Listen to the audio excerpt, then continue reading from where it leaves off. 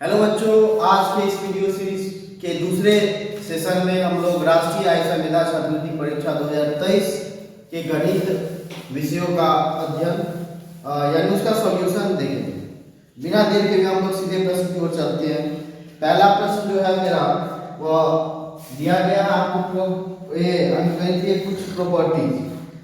इसमें दिया पहला प्रश्न 20 + 7 + 12 बराबर 20 को अलग करके 7 और 12 को एक साथ कर दिया। और यह कर रहा है कौन से प्रॉपर्टी के तहत? Closure property, commutative, associative additive. हम लोग एक दो प्रॉपर्टी जान लेते हैं। कम्यूटेटिव प्रॉपर्टी हिंदी में आप लोग पढ़ेंगे क्रम विनिमय। क्रम विनिमय नियम कहने का मतलब अगर 2 + 5 करते हैं तो 5 + 2 दोनों का मान साथ ही होगा। यानी हम लोग प्लस में यानी जोड़ जो है वह इस क्रम विनिमय यानी कम्यूटेटिव लॉ को फॉलो करें। दूसरा नियम है ये साहचर्य नियम, जिसको अंग्रेजी में एसोसिएटिव लॉ कहते हैं। वो कहता है 2 प्लस अगर मान लीजिए 5 + 7, इसमें अब मेरा मन है इन दोनों को एक साथ कर ले तो हम लोग आसानी से कर सकते हैं और 7 को अलग। इसको साहचर्य नियम कहा जाएगा, एसोसिएटिव प्रॉपर्टी या एसोसिएटिव लॉ। तो और ये जो मेरा क्वेश्चन है वो इसी प्रॉपर्टी पे आप देख सकते हैं। यहाँ 20 + 7 एक साथ था, अब क्या किया 20 को साइड कर दिया, 7 12 को एक साथ। ये कौन सा प्रॉपर्टी मेरा हो जाएगा? साहचर्य नियम यानी एसोसिएटिव प्रॉपर्टी, ऑप्शन नंबर 2। ठीक, दूसरा प्रश्न की ओर बढ़ते हैं। दूसरा प्रश्न है आपका -60/3 + 10 गुने फिर 45/3 -2।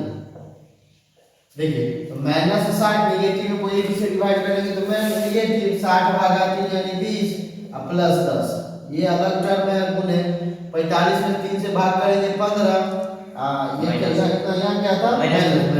ठीक, ये अलग अलग चीज क्या करेंगे घटाएंगे, 20 में से 10 किया 10, दोनों में बड़ा है ये यानी 20 है, 20 के पीछे माइनस तो ये भी माइनस, 15 में से 2 ये भी अलग अलग चीज घटाएंगे 13।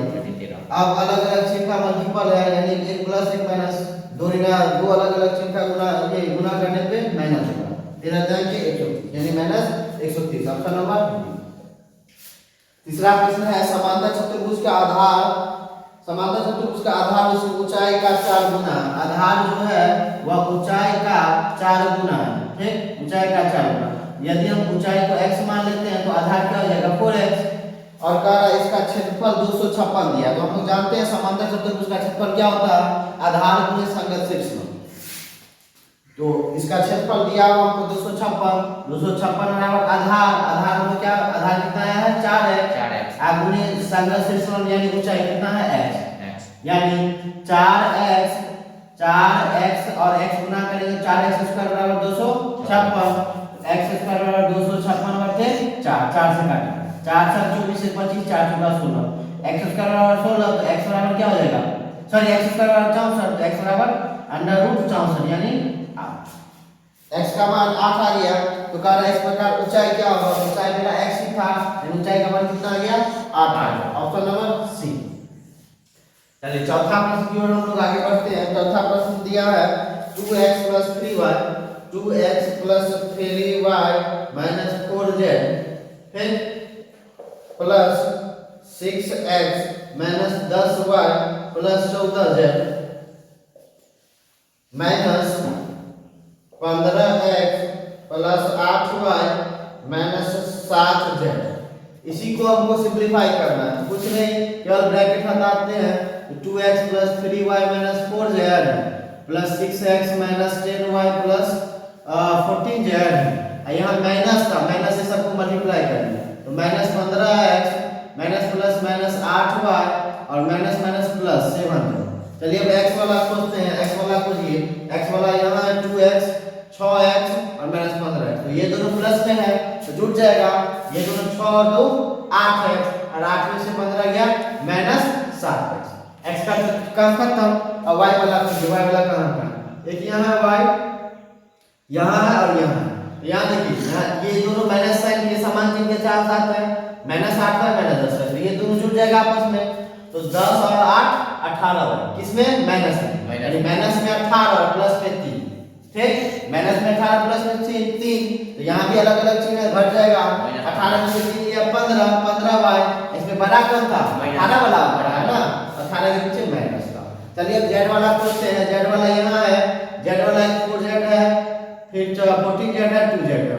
और इस बार यहाँ भी दो चीज जो है प्लस में है और एक माइनस में। तो 14 2 16z, 16 में से 4 गया, 16 में से 4 गया 12, प्लस में 12 चूंकि बड़ा कौन था देखिए ना 14z 2z 16 हो गया प्लस में और ये माइनस 16z माइनस 4 कितना प्लस 12z।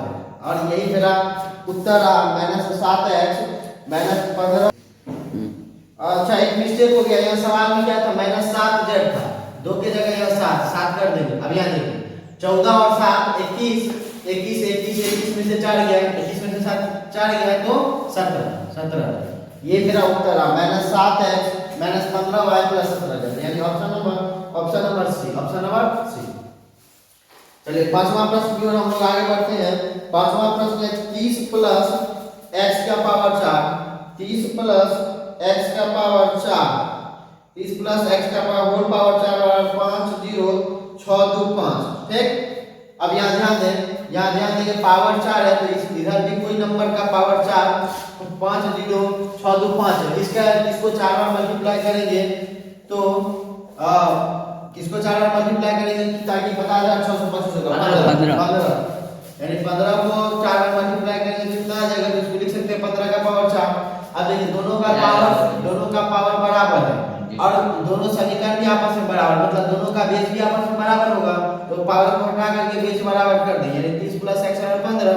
अब 30 को उधर भेजेंगे, इसको उधर भेजेंगे तो 15 इधर प्लस में उधर जाकर के माइनस, यानी -15। कौन सा ऑप्शन होगा -15 सी, ऑप्शन नंबर सी। छठा प्रश्न की ओर हम लोग आगे बढ़ेंगे। छठा प्रश्न है 15 × 16 × 17, 15 × 16 × 17 होल पावर 0। और हम लोग जानते हैं किसी भी रियल नंबर्स का पावर 0 उसका मान कितना होता है 1, यानी इसका उत्तर हो जाएगा 1। कौन सा ऑप्शन नंबर है, option number B, option number B. चलिए सातवां प्रश्न की ओर आगे बढ़ते हैं। सातवां प्रश्न है 10 के पावर 22, यहाँ से सातवां प्रश्न 10 के पावर 22 + 10 के पावर 23 + 10 के पावर 24, इसका इकाई अंक करना है, समझ गए। अब यहाँ ध्यान 10 के पावर 22 का क्या मतलब 10 को 22 बार गुना करें और 10 को कितना भी बार गुना करेंगे उसका इकाई क्या होगा 0 है 0। फिर 10 का पावर 23 यहाँ भी वही चीज है, 10 को 23 बार गुना करेंगे 0, 10 का पावर 24 इकाई हमको खाली देखना है, समझ गए। और इस सभी 0 वाला इकाई को जोड़ेंगे तो अंत में क्या लेंगे मेरा 0 ही आएगा, यानी इसका भी इकाई क्या हो जाएगा 0। Option number A, option number A. चलिए आठवां प्रश्न के आगे बढ़ते हैं। आठवां प्रश्न है मेरा 4x² - 5xy + 2y² जोड़ 8xy घटे y² जोड़ xy। कह रहा है ये कैसा है, एक पद है, द्विपद है, त्रिपद है, बहुपद है। तो पहली बात एक चीज तो याद है, यहाँ बहुत सारे हमको पद दिख रहे हैं तो बहुपद तो होगा ही। अब बहुपद में कौन सा पद होगा, एक पदी होगा, द्विपदी होगा, वो देख लेते हैं। पहले x² वाला खोजेंगे तो एक ही है 4x², उसके बाद xy वाला खोजेंगे तो xy वाला यहाँ है, ये दोनों प्लस में है 8xy और xy 9xy प्लस में और -5 9 से 5 गया 4 प्लस में ना, क्योंकि बराबर प्लस 4xy। अब y² वाला खोजेंगे यहाँ और यहाँ 2y² में से y² गया तो प्लस y²। इस प्रकार हम देख सकते हैं एक पद, दो पद, तीन पद, ठीक, यानी यह बहुपद, यह जो दिया गया है वो आपका त्रिपद है और बहुपद है। अब त्रिपद बहुपद ऑप्शन नंबर सी और डी दोनों है, यानी इसका उत्तर सी और डी हो गया। 9 नंबर क्वेश्चन देखेंगे, इक्वलिटी से है 5m + 15 ≤ 20। अब यहाँ ध्यान दें इक्वलिटी है, दोनों तरफ क्या करते हैं 15 घटा देते हैं, तो 5m इस तरफ 15 घटाएंगे तो कैंसिल हो जाएगी, फिर 20 में से 15 इस तरफ 15 घटाएंगे तो 20 - 15 कितना हो जाएगी 20 - 15 5, ठीक। अब क्या करेंगे दोनों तरफ +5 से भाग करेंगे, 5m / 5 ≤ 5/5, 5 से 5 गया यानी m ≤ 5/5 1, ठीक, m ≤ 1, option number D, option number D. चलिए आगे बढ़ते हैं हम लोग 10 नंबर प्रश्न की ओर। 10 नंबर प्रश्न है एक बाबू ने 8200 रुपए के ऋण के लिए, यानी इसका मूलधन कितना दिया 8200 रुपया, ठीक। उसके बाद 8% प्रति वर्ष यानी रेट दिया आपको 8%, ठीक। उसके बाद कितना पैसा चुकाया है, किसी समय के लिए लिया था पैसा चुकाया यानी चुकाया अंतिम दी जाने वाली राशि ब्याज के साथ वो उसकी मिश्रण हो जाएगी, यानी मिश्रण हो गया इसका 10,824 रुपए इसने लौटाया। तो देखो इसमें तो इतना मूलधन शामिल है, पहले तो हम लोग ब्याज निकाल लेते हैं, साधारण ब्याज में दिया था, साधारण ब्याज में कितना इतना रुपया अंतिम में चुकाया है और मूलधन जिसमें था उसका 82, यानी 10,824 में से आप 82 घटा देंगे तो 2624 जी सर 24 का 24 8 में से 2 गया आपका ये 8 में से 2 गया इसका साधारण ब्याज है। ठीक, तो यही साधारण ब्याज बराबर मूलधन गुने समय हमको नहीं पता है गुने दर बटे 100। तो देखा अब यहाँ से काटते हैं 8 से काटते हैं 8 3 24 2 26 2 तो 8 गुना 16 6 22 6 8 64। ठीक, अब 82 से 328 काट लिया, 82 चौके मेरे ख्याल से कट जाना चाहिए, 82 चौके देखिए जी सर 4 गुना 8 और 4 8 32 4 बार में कट गया, यानी समय का मान कितना आ गया आपको 42। ठीक, option number C 11 number question दे दिया रखा, सॉरी ये 10 था जी सर 10 है नहीं, इसमें क्वेश्चन में थोड़ा हेराफेरी हो गया था, बीच में क्वेश्चन छूट गया है 8 सही है 9 नंबर 10। ये जो क्वेश्चन है ये मेरा 10 है, 9 नंबर क्वेश्चन छूट गया था। 9 नंबर क्वेश्चन हम लोग यहाँ देख लेंगे। 9 नंबर क्वेश्चन दिया 100 के पावर 10 में शून्य की संख्या कितना होगी, 100 के पावर 10, इसमें आपको शून्य की संख्या पूछ रहा है कितना होगी। ठीक, तो यहाँ ध्यान दीजिए 100 को हम लोग लिख सकते हैं 10 का पावर 2, उसका ही पावर कितना है 10, बेस पावर का पावर से गुना हो जाएगा, यानी 10 के पावर 2 गुने 10 यानी 10 के पावर 20, और 10 के पावर 20 मतलब 10 20 बार गुना होगा, और 10 जितना बार गुना होगा अंत में उसकी कितनी बार 0 होगी, यानी इसमें 0 की संख्या कुल कितनी हो गई 20। ठीक, यानी option number D, option number D. ये मेरा 9 था, ये 10 हो गया, ये 11, हम लोग 12 क्वेश्चन टोटल चलेंगे। 12 नंबर मेरा प्रश्न जो है वो कुछ इस प्रकार से फिगर दे रखा है, फिगर ये मेरा फिगर है। ठीक, इसमें ये कोण आपको दे रखा 18, ये है आपका 18, ये है 60, ये है 88, ये है 72 और ये टोटल है। ठीक, ये m का मान निकालना है, हम लोग तो जानते हैं ये टोटल 360 डिग्री होता है, तो m प्लस पूरा चीज को अगर आप जोड़ते हैं, देखिए 72 18 हो गया आपका 90 में अगर आप 60 जोड़ते हैं तो 9 6 15 150 में आप 88 जोड़िए, ये हो गया 0 8 8 15 8 23, यानी ये 23 238 डिग्री ये हो गया। इसको इसका मान निकालने के लिए 360 में से 238 घटा दो, 10 में से 8 गया 2, ये बच गया 5, 5 में से 3 गया 2, 3 में से 2 गया 122। Option number B, option number B. चलिए 13 नंबर प्रश्न की ओर बढ़ते हैं।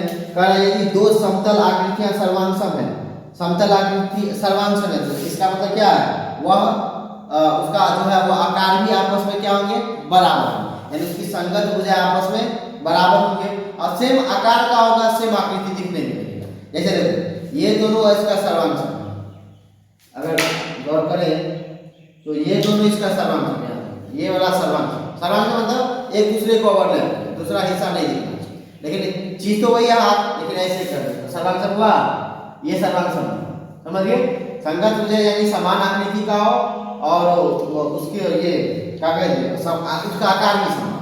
ठीक, यानी दो समतल आकृतियां सर्वांशम है तो वह क्या, इसका मतलब वह आकार में और आकृति में दोनों में समान होगा। Option number 3, option number D में है। अगला क्वेश्चन है एक त्रिभुज में एक से अधिक समकोण होंगे, अब गौर करेंगे समकोण यानी 90 डिग्री। ठीक, और पूरे त्रिभुज के तीनों कोणों का योग 180 डिग्री। अगर एक से अधिक समकोण हो गया यानी एक से अधिक यानी एक को 90 डिग्री हो गया, दो को 90 डिग्री माना, समझ गए। इसी दोनों मिलाकर के 180 हो गया है ना, तो तीसरा कोण इससे बनेगा नहीं, यानी यह चीज कभी भी संभव नहीं है, एक त्रिभुज में एक से अधिक समकोण नहीं हो सकते। दूसरा, एक त्रिभुज में केवल एक अधिक कोण होंगे, हाँ इसकी संभावना, क्योंकि अधिक कोण की हम लोग परिभाषा भी पढ़े हैं, इस त्रिभुज का एक कोण अधिक है, यानी यह संभावना, यानी 2 नंबर हो सकता है, 2 नंबर हो सकता है, ठीक, 2 नंबर हो सकता है। उसके बाद एक त्रिभुज के सभी कोण न्यून कोण हो सकते हैं, यह भी एकदम हो सकते हैं, 60-60 संभावित त्रिभुज तीनों न्यून कोण है, ऐसा भी हो सकते हैं, यानी 3 नंबर भी हो सकता है। 4 नंबर त्रिभुज के सभी कोण अधिक कोण हो सकते हैं, यह भी कभी संभव नहीं हो जाएगा। जब भी एक कोण अधिक कोण हो गया तो बाकी दो को न्यून कोण होना पड़ेगा उसमें, यानी यह भी गलत है, यानी इसका केवल 2 और 3 सही है, जो ऑप्शन नंबर सी में है, मेरे 14 का ऑप्शन नंबर सी। चलिए 15 नंबर क्वेश्चन जो है वह माध्यिका का निकालेंगे। माध्यिका अगर आपको दिया 18 दिया -4 दिया 0 -3 -8 -13 1 7 8 9 3। तो माध्यिका निकालने के लिए हम लोग क्या करेंगे, पहले जो भी आंकड़ा दिया उसको घटते या बढ़ते क्रम में लिखेंगे, समझिए। तो इसको सबसे पहले हम लोग ये बढ़ते क्रम में लिख दें, यानी बढ़ते क्रम में लिखने के लिए क्या करना पड़ेगा, हमको छोटा से बड़ा ले जाना पड़ेगा। तो इस पूरे आंकड़ा में सबसे छोटा खोजिए, सबसे छोटा -13 -13 सबसे छोटा, यानी -13, उसके बाद -8 -8 के बाद -4 -4 के बाद -3 -3 के बाद 0 -3 के बाद 0 0 के बाद 0 के बाद हो गया आपका 1, उसके बाद 1 के बाद 7 3 सॉरी हाँ 3 1 के बाद 3 है, उसके बाद 7 है, उसके बाद 8 है, उसके बाद 9 है, उसके बाद 18 है ना, ठीक। अब माध्यिका जो होता है वो मिडिल टर्म होता है, ठीक। मिडिल टर्म को पहले कितना है, नहीं तो काटते जाइए ना, ई से ई कटा, ई से ई कटा, ई से ई कटा, ई से ई कटा, ई से ई कटा, यानी बीच में मेरा कौन बच गया, ए, यानी आंसर है मेरा ए, यानी इसका माध्यिका होगा 1 और जो ऑप्शन नंबर सी में, ठीक। चलिए 16 नंबर क्वेश्चन के हम लोग आगे बढ़ते हैं। 16 नंबर प्रश्न दे रखा है, त्रिभुज का केंद्रक प्रत्येक माध्यिका को किस अनुपात में विभाजित करते हैं। तो पहले माध्यिका हम लोग समझ लेते हैं और केंद्रक भी समझते हैं। माध्यिका जो होता है वह त्रिभुज का शीर्ष जो है, कोई भी शीर्ष जो है वह सामने वाले भुजा के मध्य बिंदु को जो मिलाने वाली रेखा होती है वो इसकी माध्यिका होती है। यानी अगर इस शीर्ष से इस त्रिभुज के मध्य बिंदु मान लीजिए यहाँ है, इसको जो मिलाने वाली रेखा है ये इसकी माध्यिका कहलाएगी, समझ गए। और ये माध्यिका ये त्रिभुज के तीनों ये माध्यिका जहाँ आपस में मिलते हैं उसी को कहा गया है आपका ये केंद्रक, सेंट्रॉइड, समझ गए। और यही केंद्रक जो है त्रिभुज की माध्यिका को 2:1 में बांटते हैं, यानी ऊपर वाला हिस्सा 2 नीचे 1। Option number B, option number B. 17 नंबर क्वेश्चन ध्यान दें, यदि किसी वर्ग का आकार 10 है और सीमा 80 है तो वर्गों की संख्या हो गया, उसका सीमा में आकार से भाग दे दीजिए, यानी 80/10 यानी कि कुल कितनी वर्ग की संख्या होगी 8। ऑप्शन नंबर डी में। ये 18 नंबर प्रश्न को देखेंगे। 18 नंबर आपका दे दिया वही 1/2 माइनस 3/4 घटे 5/6, यह बराबर नहीं है 1/2 घटे 3/4 घटे 5/6 वो दर्शाता है कि घटा परिमेय संख्या की किस गुण को संतुष्ट नहीं करता। तो अभी यह क्वेश्चन नंबर 1 में भी हम लोगों ने देखा इसका जो प्रॉपर्टी है कौन सा कहलाएगा, साहचर्य, ठीक। साहचर्य प्रॉपर्टी यानी एसोसिएटिव लॉ, यानी एसोसिएटिव लॉ जो है वो घटाव को फॉलो नहीं करता। एसोसिएटिव लॉ केवल जोड़ और गुणा को फॉलो करेगी, कम्यूटेटिव लॉ भी केवल जोड़ और गुणा को फॉलो करेगी, ठीक। तो यह कौन सा गुण हो गया, साहचर्य नियम यानी associative law, option number D, option number D.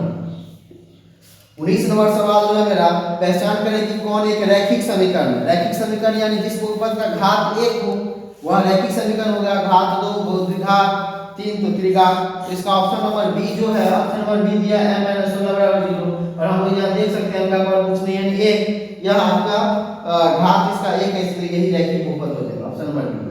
20 number प्रश्न जो है, अवर्गीकृत डेटा का ग्राफिकल प्रदर्शन क्या कहलाता है, वह उसका पाई चार्ट है, समझ गए, यानी ऑप्शन नंबर सी। इस प्रकार हमने आज के दूसरे सेशन में वर्ष 2023 की सभी गणित 20 क्वेश्चन का समाधान आसानी पूर्वक किया। फिर से मिलते हैं अगले वीडियो में इसके पिछले वर्ष की क्वेश्चन को लेकर के, यानी 2022 के क्वेश्चन को लेकर के। 19 जनवरी को परीक्षा, मेरा प्रयास है कि उससे पहले अभी तक जितना भी हमारे पास सामग्री उपलब्ध हुई है, जितने वर्ष की प्रीवियस क्वेश्चन बैंक है, उसका आपको गणित का समाधान आप तक इस YouTube के माध्यम से पहुंचा। धन्यवाद आज के लिए।